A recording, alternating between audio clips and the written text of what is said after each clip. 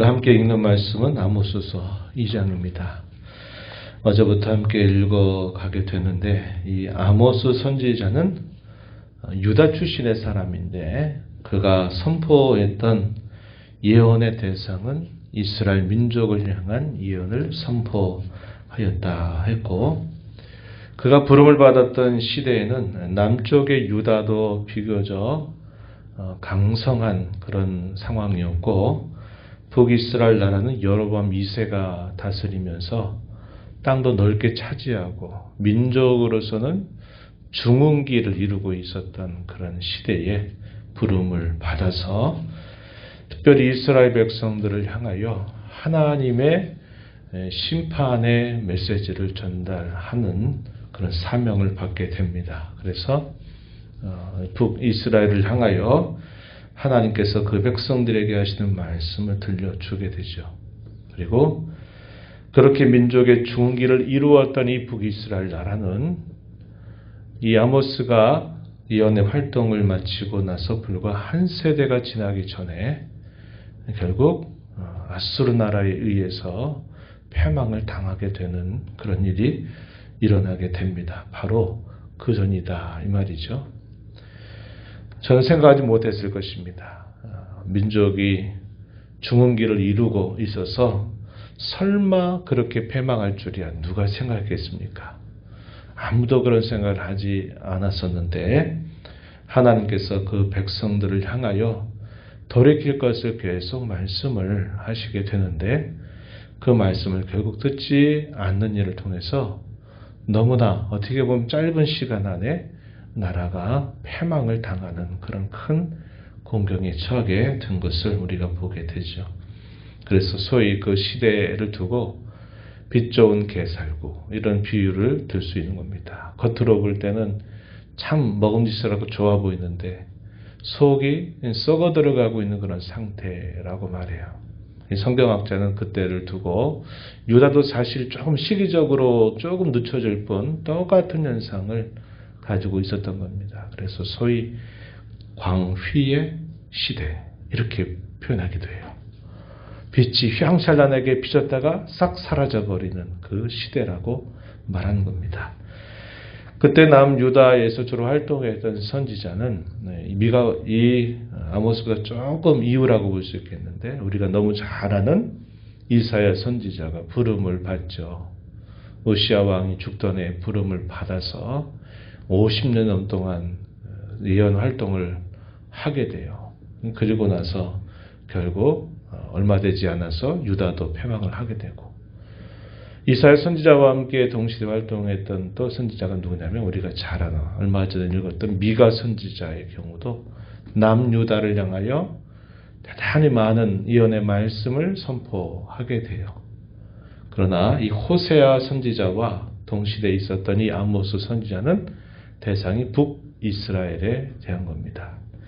그러한 것이 이런 차이를 보이고 있는데 오늘 우리가 읽는 말씀 2장 1절부터 3절 내용에서는 앞에서 5 나라에 대한 심판 예언이 선포가 되었고 6번째 나라가 누구냐면 모압이라고 한 나라에 대한 심판의 메시지가 전달이 돼요. 그 다음에 4절과 5절 짧게 소개되고 있는 심판에 관한 경고 유다 나라에 주어져요.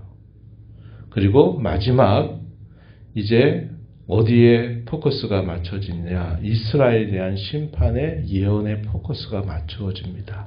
근데 6절부터 16절 그리고 이제 3장에서도 계속 이 이야기를 쭉 해나가는데 6절부터 16절 동안 많은 분량을 할애해가지고 지금 어디에 아주 자세하게 소개하고 있냐면 북이스라엘을 향하여 자세하게 소개하고 있다 하죠. 그래서 이것이 차이를 보이는구나 알 수 있습니다. 유다도 이야기는 하지만 간단하게 언급하고 넘어가는 반면에 북이스라엘에 대해서는 대단히 상세하게 조목조목 예언을 하게 됩니다. 그래서 이 아모스 선지자나 호세아 선지자는 북이스라엘을 대상으로 하나님의 말씀을 증언하고, 그러나 아까 말씀드렸듯이 이사야 선지자나 미가 선지자는 그 대상이 유다 나라이기 때문에 유다에 대해서 상당히 많은 분량을 가지고 예언을 하고 있다. 이런 차이점을 확인할 수 있습니다. 모압에 관한 말씀을 한번 보시죠. 모압의 서너 가지 죄에 대하여 하나님이 벌을 돌이키지 아니하시겠다. 이렇게 예언을 합니다. 그 이유가 뭔가 1절 말씀을 이어서 보면 그가 에돔 왕의 뼈를 불살라서 죄를 만들었기 때문이다. 이렇게 말합니다. 어떠한 이유 때문에 이렇게 되었는지에 대해서는 소개하지 않아요. 그러나 이 모압이 에돔 왕의 뼈를 불살라 죄를 만들었다. 아주 잔혹한 행위를 한 것에 대하여 하나님이 그걸 기억하고 계시다 한 겁니다. 때가 되면 이 죄에 대하여 하나님은 반드시 벌을 내리신다. 이렇게 말씀을 하시는 겁니다. 정도 이상의 완악한 그런 행위를 하는 것에 대하여 하나님은 결코 그것이 아무렇지 않게 넘어가시는 분이 아님을 알게 되죠. 어떻게 말씀하시느냐?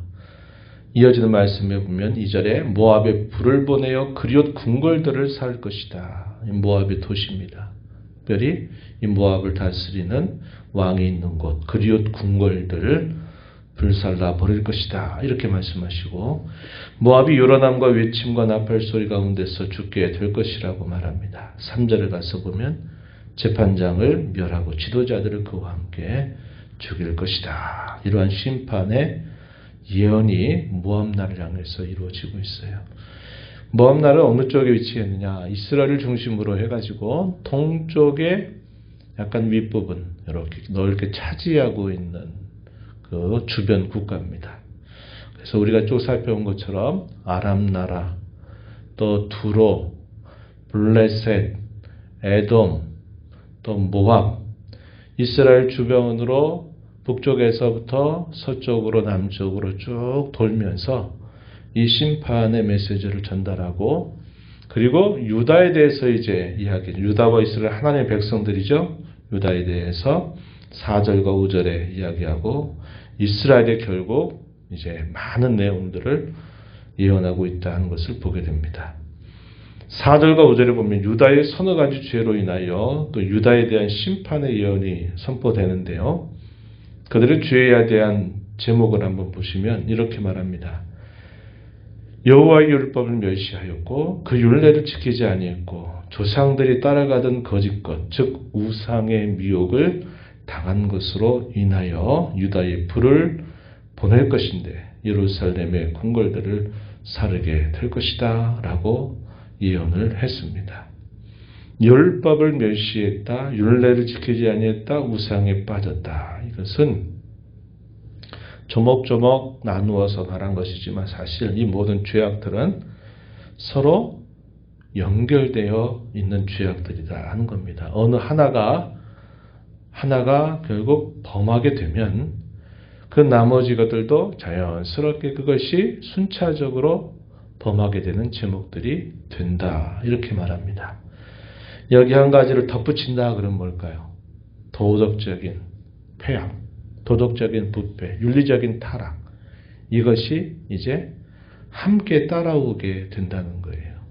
그래서 유다의 제목에 대하여 세 가지 정도로 구별해서 이렇게 제목을 말하고 그에 대해서 심판이 선언되는 말씀이죠.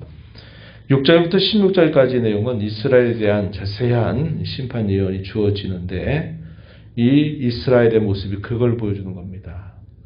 앞에 유다에서 보여줬던 이러한 부패상들 세 가지 정도 쭉 이야기했는데 마지막에 결국 등장하고 있는 모습이 뭐냐? 도덕적이고 윤리적인 타락이 반드시 따라오게 된다. 북이스라엘 나라가 보였던 것이 바로 그러한 모습을 보이고 있다 하는 겁니다. 6절 말씀해 보시면 은을 받고서 의인을 팔았다. 신 한 켤레를 받고서 가난한 자를 팔았다. 또 힘없는 자의 머리를 티끌먼지 속에 발로 밟았다. 연약한 자의 길을 굽게 하였고 부자가 한 젊은 여인에게 다녀서 하나님의 거룩한 이름을 더럽혔다. 불의한 일들, 이런 일들이 하나하나 조목조목 나열되고 있는 걸 보게 되죠. 성적인 타락, 또 가진 사람들이 가난한 사람들을 압제하는 이런 모습들, 이것이 소개가 됩니다. 8절 말씀을 가서 보면 모든 제단 옆에서 전당자분 옷 위에 누웠다. 그들이 신전에서 벌금으로 얻은 포도주를 마셨다. 이게 뭘 말하냐면 불의와 부정, 축제와 결부된 당시에 거짓된 종교, 종교와 부정, 축제, 불의가 함께 서로 연결되어 있는 당시의 부패상을 이렇게 말하고 있는 것입니다. 이러한 제목들을 나열한 다음에 하나님께서 지난 세월 동안 이스라엘 백성들에게 베풀어 주셨던 은혜가 무엇인가를 그들에게 말해줍니다. 아모리 족속들을 그들 앞에서 멸하여 주셨다. 9절 말씀에 애굽 땅에서 이스라엘 백성들을 40년 광야 생활 속에서도 인도하여 주셨다. 아모리 사람의 땅, 아주 강대한 그 족속들의 땅을 차지하게 했다. 이게 어디를 말하냐면 요단강을 중심으로 해가지고 요단강 서편이 가나안 7족들이 있었던 그 땅이죠. 그리고 요단강을 중심으로 동쪽에 있는 나라가 이 아모리 족속이에요. 이스라엘 백성들이 약속의 땅을 향해서 가다가 아모리 사람들의 땅을 통과할 때 우리로 가만히 그 땅을 통과해 달라고 부탁을 했을 때 이 아모리 족속들이 안 된다. 그래가지고 전쟁을 벌이도록 한 겁니다. 하나님께서 어떻게 하십니까? 그들이 비록 강대한 족속이었어도 하나님 그 족속들을 다 심판하셔가지고 그들을 다 물리치게 하고 이 요단강 동편 땅을 다 차지하게 하셨어요. 그리고 난 다음에 요단 서편에 있는 가나안 7족을 점령에 들어가도록 하셔서 이 가나안 땅 전체를 차지하도록 하나님이 이끌어 주신 겁니다. 여기서 그걸 말하는 거예요. 요단 동편에 있었던 이 아모리 족속들을 차지하게 하셨다. 그리고 그 백성들 가운데 선지자를 하나님이 세우시고 나시를 일으켜 세워서 백성들의 지도자들을 세워서 그들을 인도했다는 사실을 그들에게 말해줍니다. 그런데 그들이 결국 어떻게 반응을 했는가? 소위 배은망덕한 모습을 보였다는 것을 말하고 있어요. 12절 보면 그러나 너희가 나실 사람으로 포도주를 마시게 하였고 선지자에게 명령해서 예언하지 말라고 하였다. 하나님이 세우신 이런 지도자들, 헌신된 자들을 다 멸시하였다고 말합니다. 그 결과 어떻게 되는가? 13절부터 16절 마지막 절까지 그들에게 벌을 돌이키지 않으시겠다 하시는 말씀이 주어집니다. 13절을 보면 곡식단을 가득히 실은 수레가 흙을 누르는 것처럼 내가 너희를 누를 것이다. 이렇게 말합니다. 이게 대단히 문학적인 표현이라고나 할까요? 그런 표현이에요. 한번 봐보세요. 수레에 곡식단을 가득 실었다 하는 말은 대단히 좋은 일이잖아요. 추수를 많이 해가지고 수레에 곡식을 많이 걷어가지고 이제 떠나가는 거예요. 좋은 일이죠.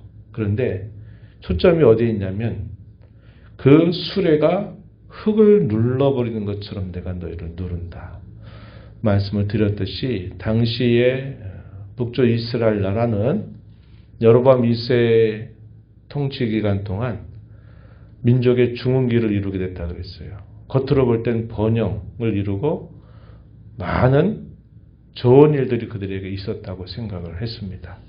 근데 그것이 도리어 뭐가 됐느냐? 그들에게 화가 된다는 사실을 보여주는 거죠. 곡식단을 가득히 실은 수레가 흙을 눌러버리는 것처럼 내가 너희를 누를 것이다.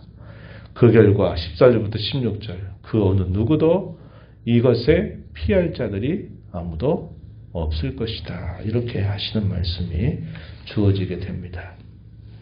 우리가 이 말씀을 통해서 확인되는 것이 뭐냐면 그거죠. 그저 외적인 상황으로 그저 잘 되면 그게 잘 되는 게 아니다. 이 말이에요. 당시 북쪽 이스라엘 나라나 유다 나라의 경우는 굉장히 좋은 때를 가졌는데 아까 말씀드린 듯이 그때는 광의의 시대, 혹은 우리말로 빛 좋은 게살구와 같은 그런 시대였다. 겉으로는 번영을 이루어서 잘 나고 있다고 생각했지만 사실 속에 썩어 들어가고 있다는 사실들을 주목하지 않았던 것입니다. 성도가 누리는 평안과 기쁨은 외적으로 아무런 문제가 없으면 다 되는 게 아니다 이 말이죠. 그의 심령이 하나님 앞에 마음이 평온하고 하나님 앞에 그의 마음이 서 있고 하나님을 가까이 모시고 살아가는 것이 진정한 성도의 평안과 기쁨이 되는 것이지, 그것 없이 그저 내 외적인 삶에 아무런 문제 없고 잘 된다, 그래서 나는 괜찮아, 잘 되고 있어, 복 받았어, 이렇게 생각하면 안 된다 하는 겁니다. 도리어 성도가 때로 고난과 어려움에 있어도 그의 심령이 하나님 안에서 그가 하나님을 가까이 모시고 살아간다면 외적으로는 힘들어도 그것이 도리어 그에게는 진정한 즐거움과 평안과 위로가 되는 것입니다. 그래서 우리는 하나님과의 관계에 있어서 무엇보다도 그분을 가까이 하는 것으로부터 얻는 평온함, 든든함, 그 안에서 얻는 평안함, 그것이 우리의 진정한 복인 줄 알고 살아가는 성도가 되어야 한다 하는 겁니다. 우리가 살펴본 것처럼 여러 이스라엘 주변 나라들에 대한 심판의 예언과 유다와 이스라엘에 대한 심판의 예언의 내용이 큰 차이가 없어 보이지만 분명한 근본적인 차이점이 있어요. 뭡니까? 이방 나라들에 대한 하나님의 심판의 예언은 하나님의 공의로우심을 드러내서 하나님의 죄를 결코 간과하지 않고 그 죄를 반드시 갚으신다, 하나님의 공의로우심을 보여주지만 이 북이스라엘 나라나 남유다에 대한 심판은 엄밀하게 말하면 징계입니다. 징계.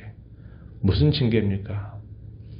그들을 새롭게 하기 위한 징계, 그들을 고치기 위한 징계, 마침내 그들을 구원하시기 위한 징계라는 겁니다. 그런 의미에서 근본적으로 다르다 하는 거예요. 오늘날 예수님 밖에 살아가는 사람과 예수님 안에 살아가는 사람의 차이가 이런 근본적인 차이를 가지고 있는 것과 마찬가지임을 보게 됩니다. 하나님의 약속은 변함이 없어요. 하나님의 의로우심은 그리스도 바깥에 있는 사람들에게는 그의 엄밀한 공의를 나타내지만 그리스도 안에 있는 저와 여러분에게는 우리를 구원하시는 의로움으로 나타내 주신다 하는 것이 놀라운 차이를 보이고 있다 하는 겁니다.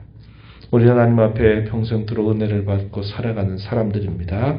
이 하나님의 은혜를 기억하고 감사하면서 무엇보다도 하나님을 가까이 모시며 살면서 그분 안에서 평안과 참된 안위를 얻고 살아가는 것이 진정한 복인 줄 알고 그렇게 살아가는 저와 여러분 되기를 바라고, 하나님께서 우리에게 주신 모든 삶은 기회의 연속이다 늘 생각해서 남은 삶을 통해서 하나님이 기쁘시게 섬겨가는 저와 여러분이 되기를 진심으로 바랍니다. 하나님 아버지 감사합니다. 이 새벽 시간에도 저희들을 깨워주셔서 새날을 주신 하나님 앞에 나와 찬양을 드리며 오늘도 저희에게 주시는 말씀을 또다시 읽고 듣게 하심을 감사드립니다. 외적인 풍요와 외적인 번영이 우리에게 진정한 복이 아닌 줄 다시 한번 깨닫게 하옵시고, 하나님과 가까이 모시고 동행하며 하나님 안에서 즐거움을 얻는 것, 그것이 진정한 복인 줄 알고 살아가는 저희의 삶이 되도록 인도하여 주옵소서. 그저 상황의 변화만을 기대하고 그저 상황만 달라지면 된다 하는 생각이 아니라 어떤 상황 속에 있다 하더라도 늘 하나님을 가까이 모시고 하나님이 베푸시는 은혜를 되새기고 하나님의 손길 안에 있음을 확인하고 주의 말씀 안에서 주의 인도하심을 따라 살아가는 저희들의 삶이 되도록 인도해 주시기를 바라옵나이다. 남은 생에 주께서 주신 삶이 저희에게 주시는 좋은 기회인 줄 알고 선용하는 삶을 살아가는 저희 모두가 되도록 하나님께서 붙드시고 인도하여 주옵소서. 은혜의 보좌 앞에 나와서 아버지의 은혜를 간절하게 구하는 모든 심령들의 간구를 기교를 주시고 응답하시기를 바라며 예수님 이름으로 기도하옵나이다. 아멘.